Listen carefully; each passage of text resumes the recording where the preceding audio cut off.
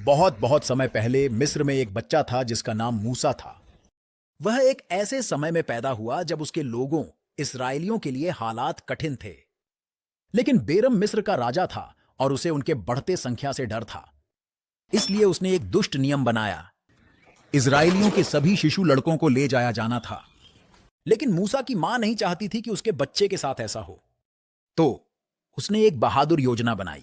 उसने मूसा को एक टोकरी में रखा और उसे नील नदी के किनारे बांसों के बीच धीरे धीरे रख दिया।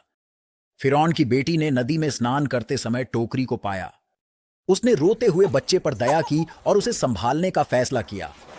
इसलिए मूसा फिरौन के महल में एक मिस्री राजकुमार की तरह बड़ा हुआ, हालांकि वह वास्तव में एक इस्राएली था।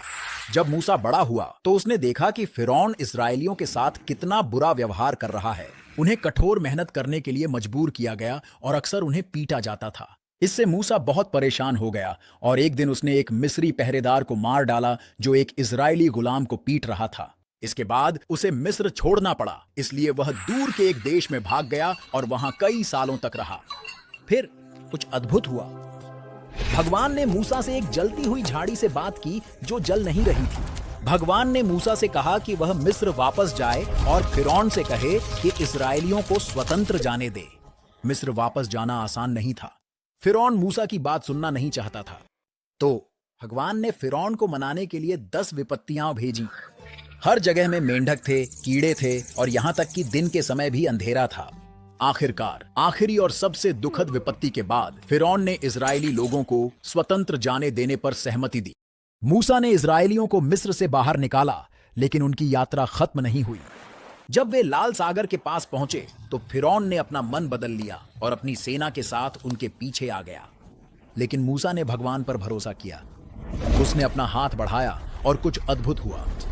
समुद्र 2 हिस्सों में बंट गया और इजरायली सूखी जमीन पर चलते हुए पार हो गए। जब वे सुरक्षित हो गए तो समुद्र सामान्य हो गया और फिरौन की सेना उनका पीछा नहीं कर सकी। मूसा और इजरायली आखिरकार स्वतंत्र हो गए। वे एक खास पहाड़, जिसे सीनाई कहा जाता है, तक पहुंचने के लिए लंबे समय तक यात्रा करते रहे।